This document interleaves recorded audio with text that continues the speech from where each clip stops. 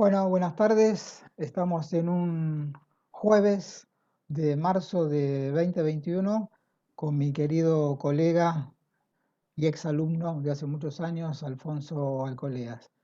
Les voy a contar para presentarlo un poco su currículum profesional y decir también que hemos sido, o somos, mejor dicho, colegas en la Escuela de Arte Leopoldo de Marechal y hemos trabajado unos cuantos años juntos en la Escuela de Música Popular de Avellaneda, del cual Alfonso es egresado.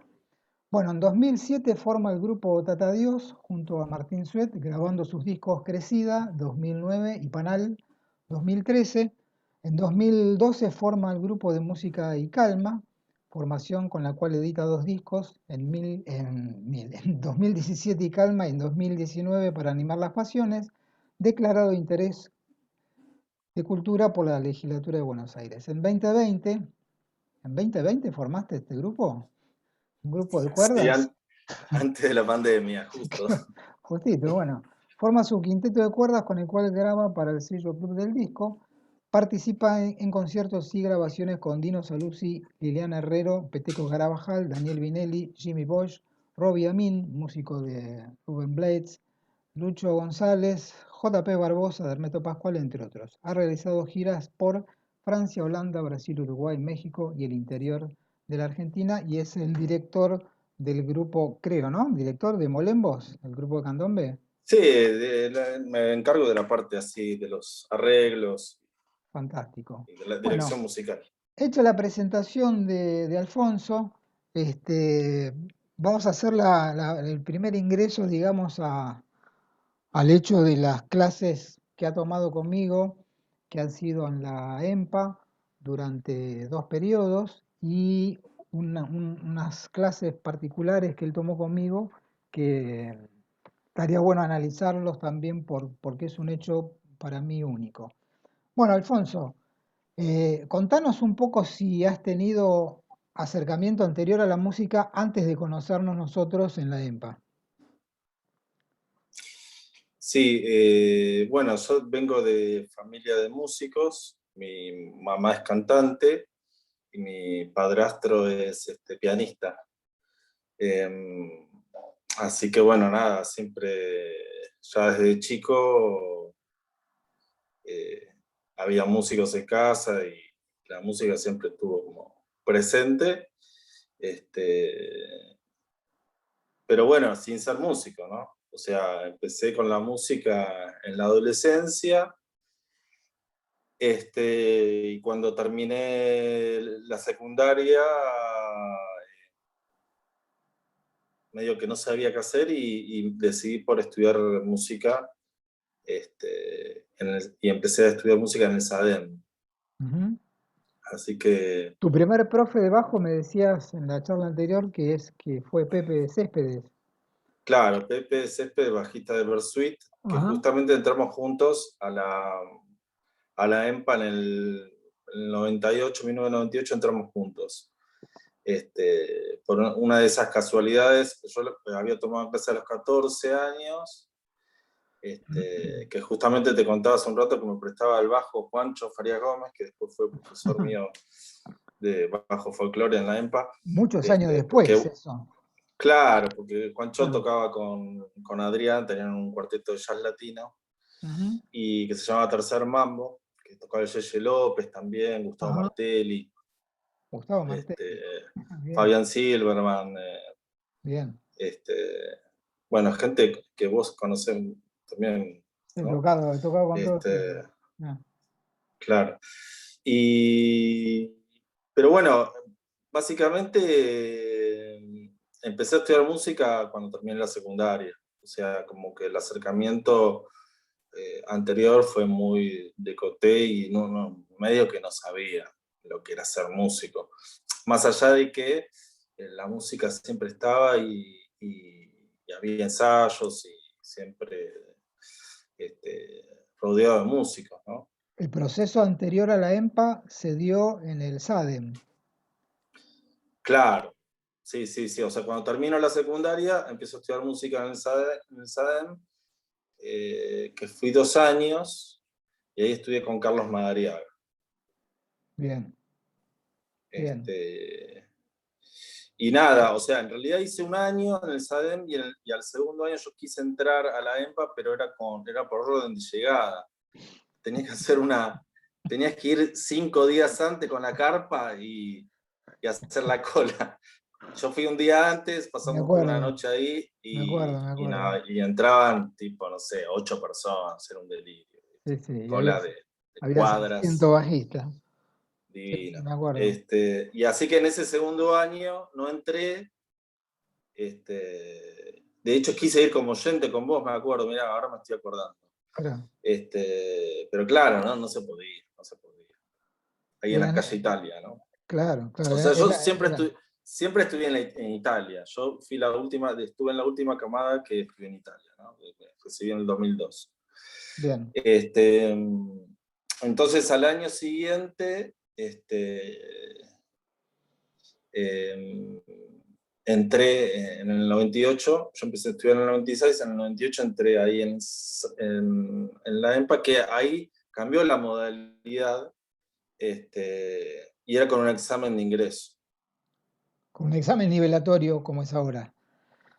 No, era ¿No? examen de ingreso, no es lo Ah, mismo, porque ah, ahí había vacantes, no ok. es como Sí, ahora que sí. es irrestricto, digamos. Sí, sí. Ahí me acuerdo éramos 45 bajistas y de los 45 entrábamos en los primeros 8. Una cosa horrible porque, Sí, viste, como se dan medio en los concursos también, ¿no? Que tenés esta cosa capitalista de ser el primero o el segundo. sí, pero además O sea, los demás que ha no estudien. pasado, no sé si pasó en el año que vos diste examen, que me acuerdo casos puntuales de gente que aprobó el examen, pero suponete, había 8 vacantes y aprobaron 12, ponele. Sí, claro, Y no esos entraban. 4 pibes quedaron afuera, por más que habían aprobado el examen de ingreso, y les daban la oportunidad de ingresar al año siguiente con ese examen, digamos, ¿no? Vos tuviste suerte en realidad. Claro. Bien. Entonces vos ingresás, Sí, yo me maté estudiando porque además también en mi casa era como, dale, entrá, porque en el Sadena había que pagar. claro, Y, además, y me claro, la claro, bancaban, viste, Adrián y mi vieja. Entonces, claro, bueno, nada, como que tenía esa presión, claro, claro. que nada, que digo que estaba buena porque eso también un poco te va formando. Es un poco lo que escuchaba el otro día de la charla que hiciste con Guido, de esas cosas que uno aprende en la casa, ¿no? El tema de la responsabilidad y Ujú. nada, que lo que hagas, lo hagas con Bien, eso, con responsabilidad, ¿no? Qué sé bien. yo. Entonces vos ingresás ya a nivel 2 de la FOBA, ya con una formación anterior dada por el maestro Madariaga, al cual yo también pertenezco como exalumno de su mano, muchos años antes que vos, digamos, por una cuestión temporal lógica. Este, ¿Y cómo, recordás algo de ese primer año? De si te costó, si te resultaba difícil, cómo era el trato. ¿Decís en la EMPA En la o te en las referís a la clases, EMPA? no, no, en O las clases de bajo especialmente. en las clases con vos decís. Claro, Y pasa que yo como entré en segundo, yo ya venía con 2 años con Madariaga, entonces como que me resultaba fácil. bien. De hecho, por eso también di libre tercero, porque Mm, recién hablábamos eso, que después de terminar ese segundo año de la EMPA, yo me preparo con vos el material de tercero, pero medio que yo ya me parece que había terminado el material de segundo bastante rápido, antes, entonces empecé a preparar el material de tercero, lo terminé ahí de estudiar con vos ahí en el verano, porque bueno, el material de tercero es bastante salado bastante más hablado que el de segundo. Sí. y, y doy libre tercer año. Ujú. Ahí quiero hacer Sí. ahí quiero hacer Entonces, una coma. Claro, di libre y me fue bien. Y después, claro, ya después te tengo como profesor de bajo jazz en Claro. primer año de ciclo superior.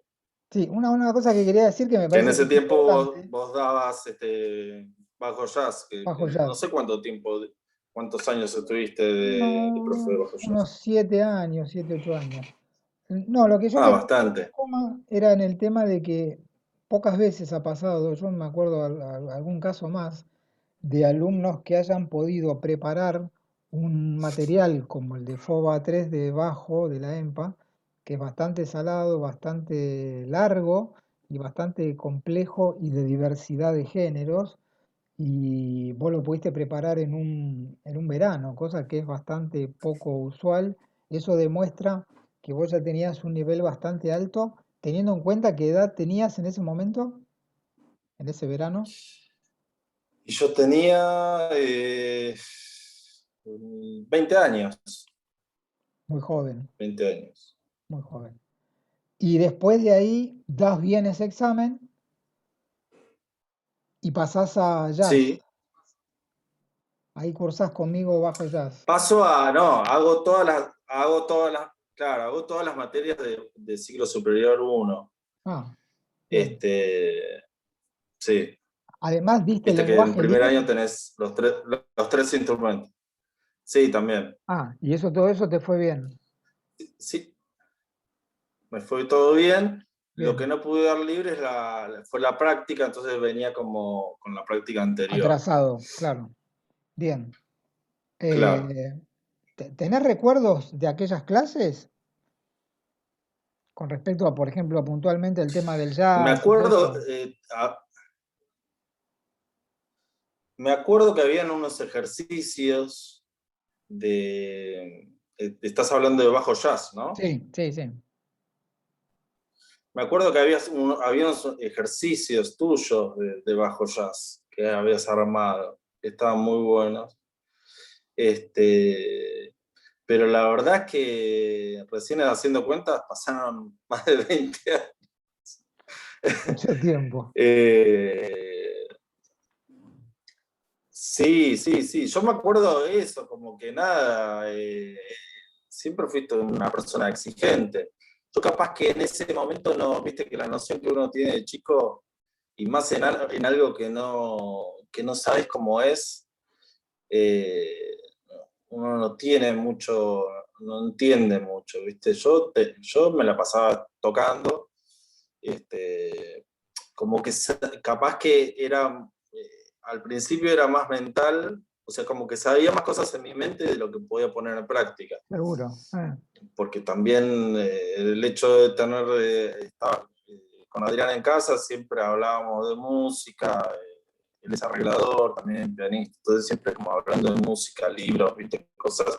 Entonces como que yo iba más rápido con mi mente, lo cual viste que los músicos necesitamos horas de estar sentados ahí Sí, tocando, este, pero siempre esta cosa de la disciplina, ¿no? Cosa que es fundamental y el orden.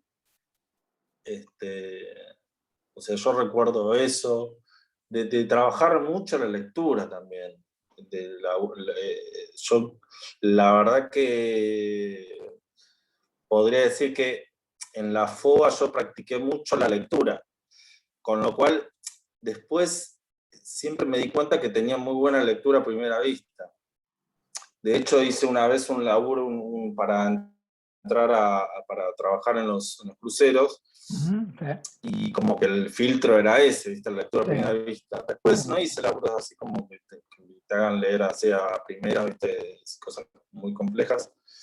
Y este, nada, capaz que viste que en la música popular no se da tanto, quizás más en el tango, ¿no? Esta cosa de leer a primera vista. Sí. Eh, pero bueno, me di cuenta que habíamos trabajado mucho esa cuestión, ¿no? De como entender la cuestión de la lectoescritura. Y Claro, eso lo vos, tenía como bastante claro.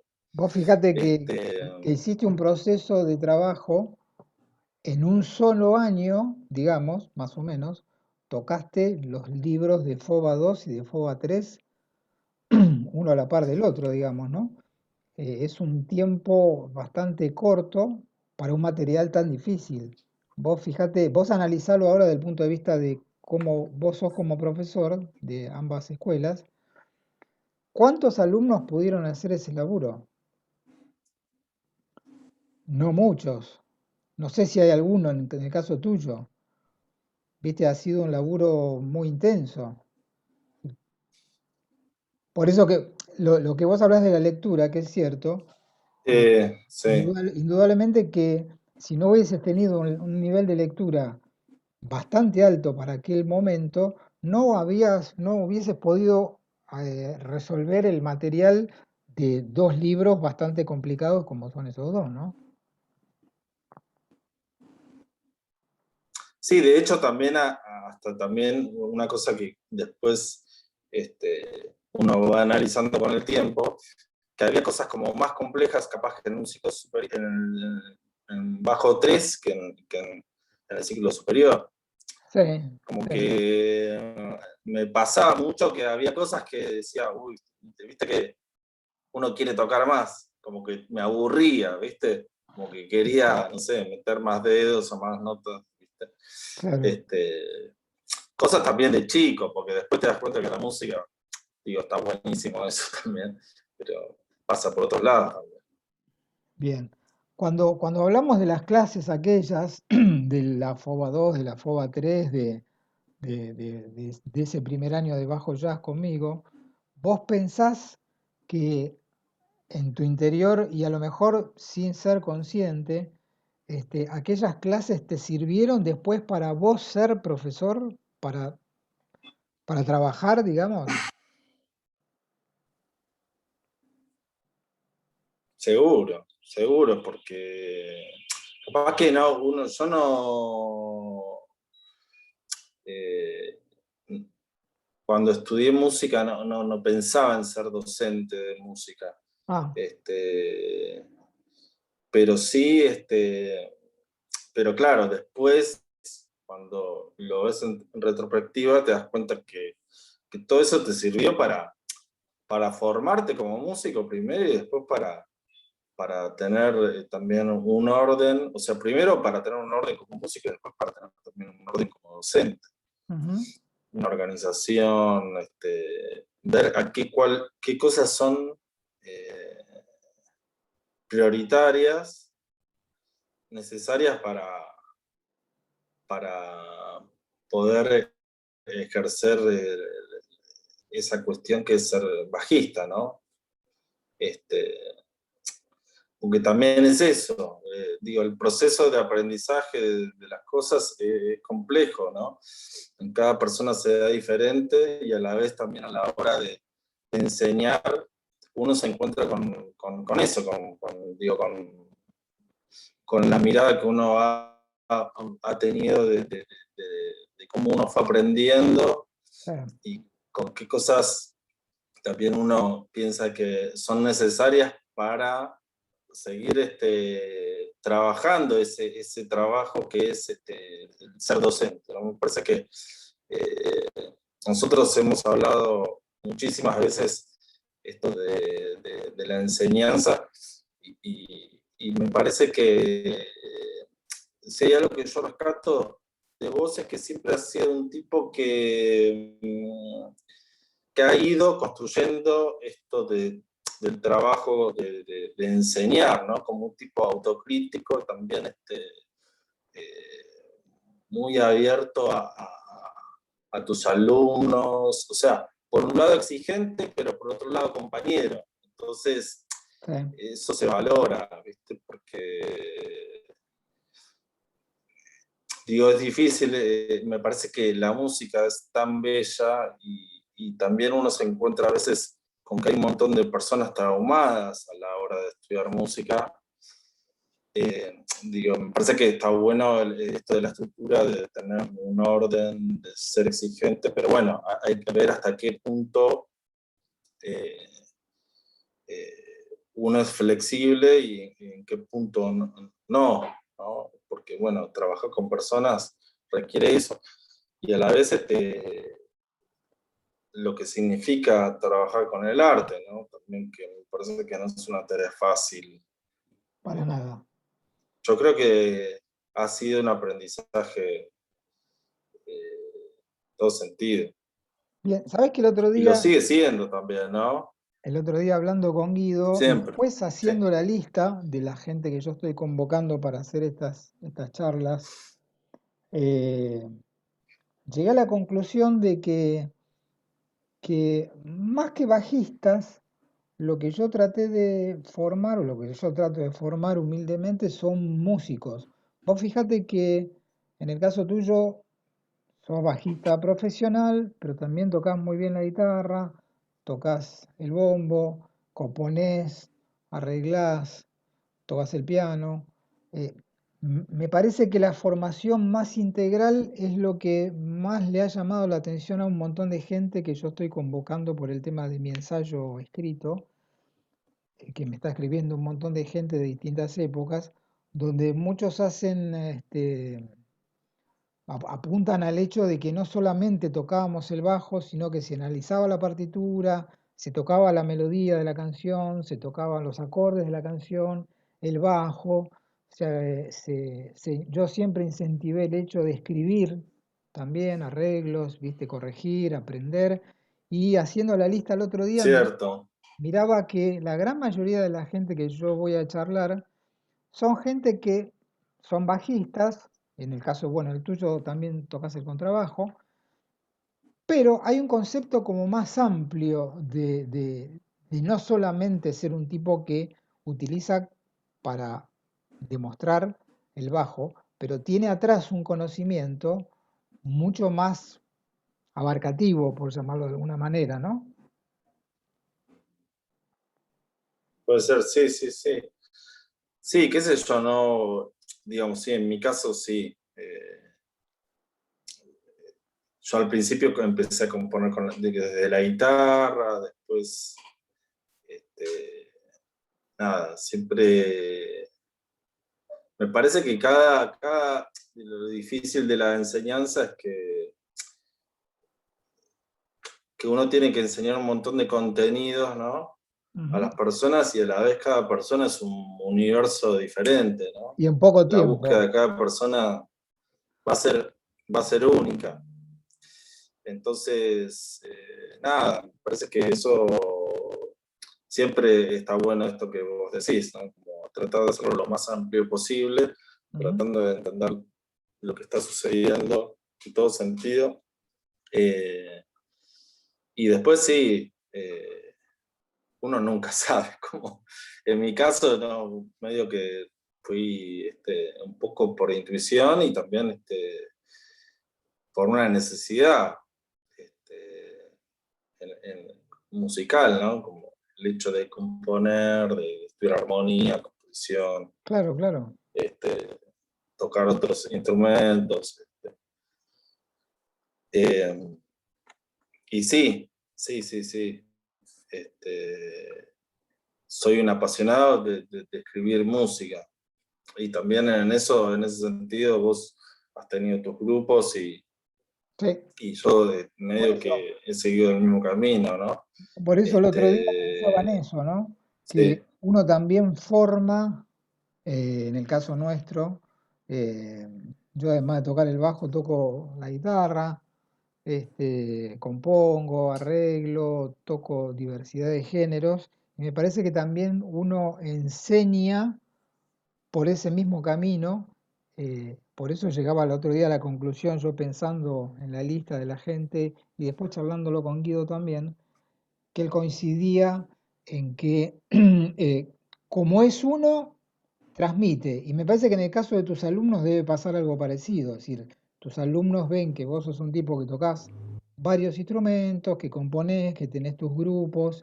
Y me parece que eso también a los alumnos los incentiva a que no solamente pueden tocar el bajo, sino que hay una gran variedad de herramientas para trabajar en la música, que no solamente tocar el bajo, por más que nuestra herramienta principal sea esa. Vos pensás que a lo mejor tus alumnos ven ese reflejo en vos también,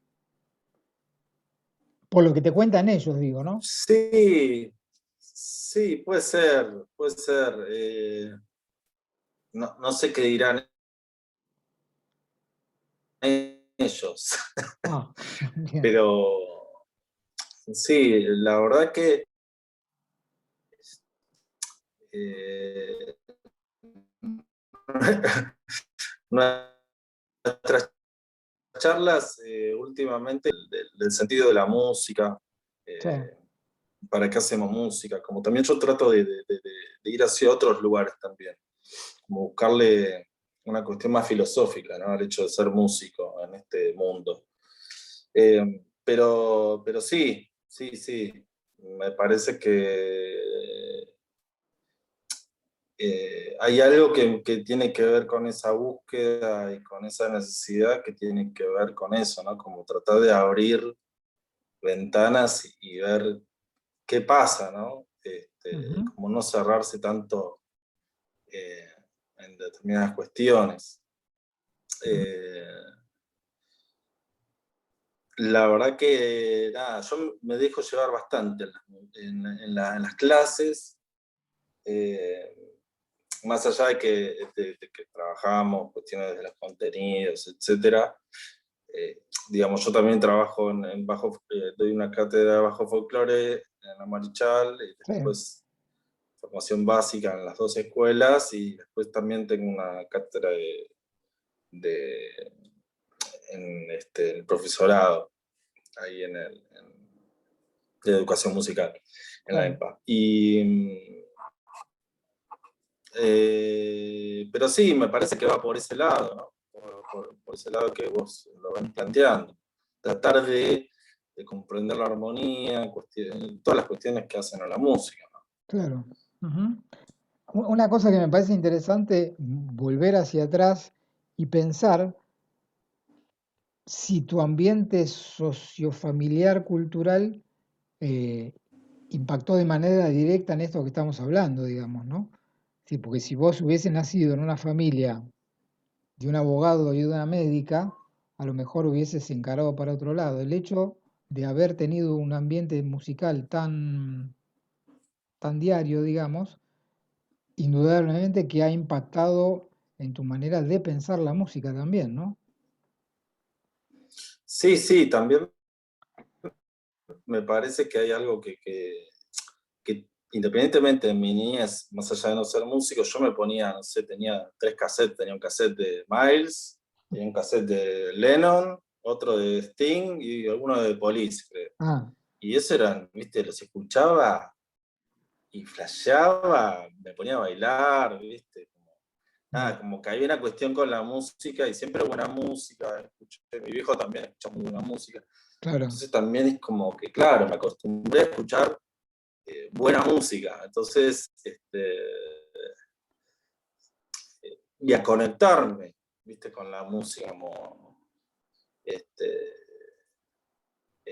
nada, viste, como que yo estaba en un mundo ahí jugando, y ahora me pasa cuando escribo música, es como la misma energía, viste, es como un juego. Eh, entonces, sí, eso claramente me influyó al 100%. Yo vi algunos videos que vos subiste en Facebook, creo que fue en la época de la cuarentena dura, de tu hija cantando y tocando. Yo digo, qué Ah, sí. bárbaro. Yo dije, cuando lo escuché dije, wow, ¿qué edad tiene o qué edad tenía en ese momento? Luana se llama, ¿no? Sí, 15. Yo dije, wow, qué naturalidad para cantar, para tocar, para tener semejante relación con la música. Y me parece que es una transmisión que viene, viene de atrás, digamos, ¿no? Claro. Sí, a mí como Lugano me pasó que con esto de ser docente, ¿no? Y a vos te habrá pasado igual, no sé de qué manera, que tenés hijos músicos. Sí, A mí me pasó que a mí no me enseñaron cuando era chico. Entonces, yo en un momento dije, bueno, le tengo que enseñar. Ella tenía como 4 años. Pero claro, ¿cómo le voy a enseñar? Jugando. Entonces nos Claro, poníamos a jugar con el piano, ¿viste? claro. Y así, en un momento, como a los 6 años, empecé a ir a clases de piano, empecé a estudiar piano. Después del piano pasó al clarinete y empezó a tocar en una orquesta escuela en La Boca, en el barrio de La Boca. Yo vivo en Barracas. Sí. Y ahí estuve en la orquesta. Y bueno, ya después en la secundaria entró el Pellegrini y dejó la música. Dejó la música a los 12 máximo. Yo a los 12 jugaba con los autitos. Pero, ¿qué pasó después? No, después, ahora es adolescente, ya Ah, está. No, la música es como que ella toca, ¿viste? Pasa. Yo estuve grabando mucho en casa y, a ver, Luana, grabate unos coros. O sea, lo graba en la primera toma, por es eso, increíble, ¿viste? eso me Yo recuerdo que también sorprendía. uno de tus hijos cantaba, ¿no? En tus discos, me Claro, acuerdo. claro. Sí, sí, sí, sí. Pero me sorprendía en el caso de tu hija la Este, naturalidad con la cual tomaba el hecho de tocar el piano, de tocar el clarinete, de cantar, una cosa muy natural que sí es cierto lo que vos contás, que mi hijo del medio, Guido, que ahora es famoso como Doggy Rodríguez, este, ya cantaba muy bien de niño. Entonces cuando yo grabé mi primer disco a fines del 99 y él tenía 9 años ahí, le dije, che, ¿querés cantar la melodía de un tema encima, un tema en siete, viste? Un tema con una melodía complicada, una especie de voz en siete. Y lo practicamos la noche anterior para ver, viste, qué pasaba. Y la verdad que lo hacía muy bien. Pero con la idea de que si no quedaba bien, no lo iba a poner en el disco porque era exponerlo al pedo, ¿viste? Bueno, al día siguiente claro. fuimos a grabar ahí a lo de Jorge Berén, no sé si vos lo conociste, famoso músico y técnico de grabación. Entonces le dije a Jorge, mira, traje a mi hijo que va a cantar una canción, vamos a probar a ver si queda bien, si no queda bien, si no queda bien no pasa nada, lo borramos y listo. Y mi hijo, me acuerdo que se puso ahí, Jorge le puso los auriculares, qué sé yo. Dice, bueno, vos cantá y yo grabo. Y en un momento me causó mucha gracia porque mi hijo le dice a Jorge Berén, che, che, no escucho bien la pista, como muy, muy natural. Y bueno, dice, bueno, vamos a grabar. Bueno, grabó, puso la pista, mi hijo cantó y lo cantó de una. ¿Viste? Y Jorge me dice, ¿ya está? Y le digo, "Y sí, porque además, ¿viste? No hubo que corregir nada. Eh, yo creo que es una cosa que le debe pasar a tu hija o te pasó a vos también con tus viejos, de una naturalidad genética que yo no tuve, lamentablemente. Mis viejos nada que ver con la música y yo soy el primer músico de la familia. Pero me parece que por eso quería recalcar el tema tuyo de la naturalidad desde la infancia con la música, que yo creo que es muy importante porque mis hijos, por ejemplo, jugaban con música, comían con música, la música era un hecho diario de la casa, por eso tomaron la música con tanta naturalidad y por eso hoy los veo tan desarrollados, a pesar de que son, bueno, ya no son tan jóvenes, pero digo, desde muy jóvenes estuvieron mucho más desarrollados y mucho más avispados de lo que estuve yo a nivel profesional y a nivel musical, ¿no? Por eso quería recalcar el tema de tu hija, porque la verdad que cuando la escuché me encantó, me pareció impresionante. Bueno, Este, gracias. bueno, Alfonso, un placer hablar de todas estas historias buenísimas. ¿Querés agregar algo más? ¿Querés aportar? No, básicamente agradecimiento siempre por tu buena onda y todas tus enseñanzas en toda esta vida que nos ha unido junto a la música, ¿no? El otro día hablábamos con Este, Guido del buen equipo que se había armado en la EMPA de profesores que me decía Guido, claro, casi todos de los 7 profesores que hoy tienen la escuela en Bajo Foga fue gente que se formó conmigo, ¿viste? Y me dice, algo debe tener que ver, porque la verdad que cuando entró Guido, Ricardo Canepa y Fede Arbia, que fueron los primeros tres que entraron, y después a los años entraste vos, siempre hubo mucha comunicación y mucho objetivo en común y muy pocas divergencias, cosa que sí yo veía en otros instrumentos. ¿Viste? Me parece que la cátedra de bajo, tanto en una escuela como en la otra, estuvo como bastante eh, bien orientada y con criterios, amén de las diferencias que podemos llegar a tener nosotros, con un porcentaje muy grande del mismo pensamiento de lo que es un bajista, ¿no? O de qué tendría que rendir un bajista en un examen, por ejemplo. Eh, Cuento como anécdota que nosotros cuando tomamos exámenes y nos preguntamos qué nota vos le pondrías a mi alumno o yo a tu alumno, la diferencia es entre un 8 y un 7. ¿A vos te parece un 8? A mí me parece un 7. Está fantástico. Pero me han contado colegas de ambas escuelas que a veces la diferencia son entre un 8 y un 2. Me parece que ahí el criterio ya se desmadra porque un profesor que piensa que el alumno está para un 8 y otro profesor en la misma mesa piensa que está para un 2, es un desmadre realmente y pobre alumno también, ¿no? Porque le crea un conflicto bastante grande, ¿no? Sí, sí, sí. Sumado a que también me parece que algo que es muy importante para la EMPA, para nosotros que hemos sido formados ahí y que somos parte, que los profesores somos músicos, que nos dedicamos Sí, a tocar. Me parece totalmente. que eso es algo que también Juancho siempre lo recalca, ¿no? También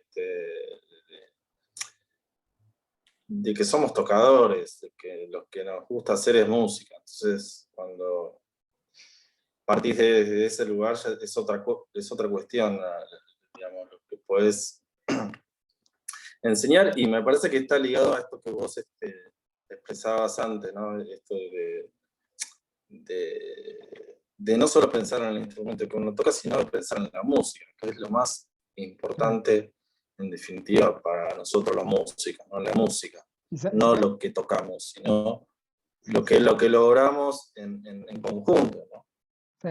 Yo creo que los alumnos ven una diferencia muy grande en lo que decís vos entre los profesores que tenemos una carrera profesional, artística, con discos propios o con gente o acompañando a colegas, y el músico del librito, digamos, ¿no? Que hay mucho de eso, lamentablemente, y los alumnos lo agradecen porque uno enseña desde el escenario, digamos, ¿no?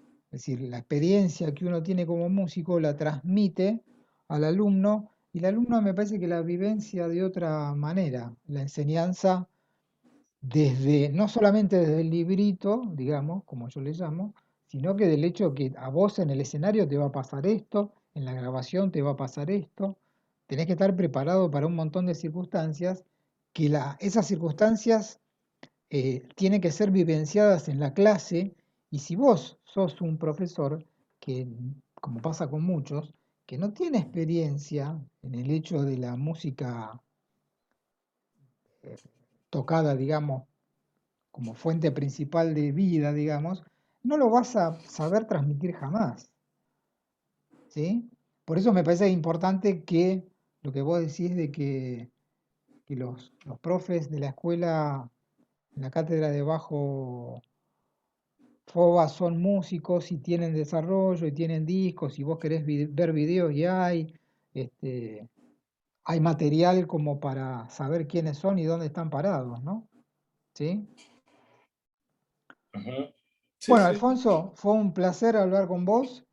Les recuerdo que que no lo dije al principio, que este es el capítulo número 3 de charlas, recuerdos y anécdotas con mis exalumnos. En este caso pasó Alfonso Alcoleas, un bajista, contrabajista, compositor, arreglador y profesor de la Escuela de Arte Leopoldo Marechal y de la Escuela de Música Popular de Avellaneda. Un placer, te agradezco muchísimo la charla y nos veremos pronto, en algún momento. Sí, bueno, Máximo, mil Dale, gracias. a Te vos, súper agradezco. dale. Nos Abrazo veremos. grande. Un abrazo grande. Chau, chau. Nos veremos.